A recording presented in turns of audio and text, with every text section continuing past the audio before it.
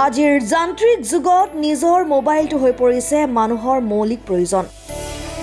শিশুৰ পৰা বৃদ্ধলৈ তথা যুৱক যুৱতী সকলো ব্যস্ত এতিয়া নিজৰ মোবাইলটোক লৈ।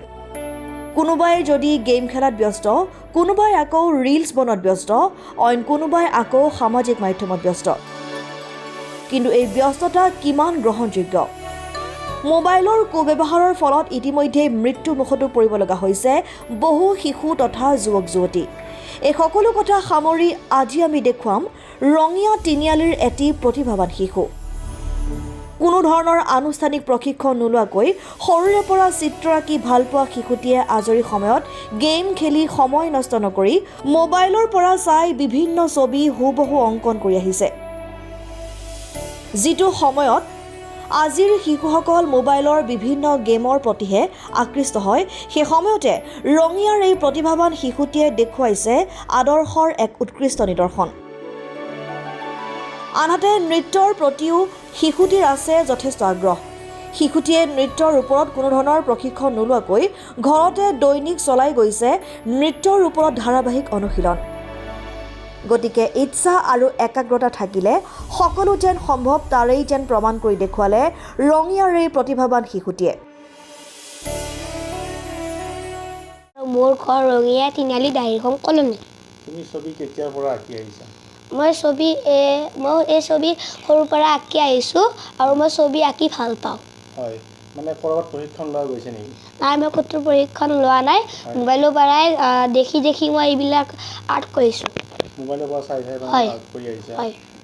যথেষ্ট অসুবিধা হয় মোবাইলত চাই চাই মানে আৰ্ট কৰাত যথেষ্ট অসুবিধা হয়। কেনেকৈ তুমি সম্ভৱ? মানুহৰ ইচ্ছা আৰু আশা থাকিলে মানুহে চব কৰিব পাৰে আৰু মানুহে যোনটো কাম কৰিম বুলি ভাবি লৈ মনত সেইটো কাম কৰিব পাৰে। মানে কি মোবাইলততো ভাল বেয়া দুটা বস্তু থাকে। হয়। তুমি ভাল বস্তুটো আয়ত্ব কৰিছা। হয়। আয়ত্ব কৰি মানে কি ভাল দিশটোহে তুমি হেৰি কৰিছা। মোবাইলৰ পৰা মানে কি ক'তো প্ৰশিক্ষণ নোলোৱাকৈ মোবাইলৰ পৰা তুমি আৰ্ট কৰিছা চাই চাই। যথেষ্ট আমাৰ ভাল লাগিল তোমাৰ কথাখিনি শুনি। এতিয়া তুমি মানে কি তোমাৰ বয়সৰ ল'ৰা ছোৱালীক তুমি কি ক'বা? মোবাইলৰ ব্যৱহাৰৰ ক্ষেত্ৰত তুমি কি ক'বা? মোবাইলৰ ব্যৱহাৰৰ ক্ষেত্ৰত মই এয়া ক'ব বিচাৰোঁ মোৰ সমনীয়া ল'ৰা ছোৱালীবিলাকক যে আজৰি সময়ত যেতিয়া মানে পঢ়া শেষ হয় বা আজৰি সময়ত তেতিয়া যাতে মোবাইলত যাতে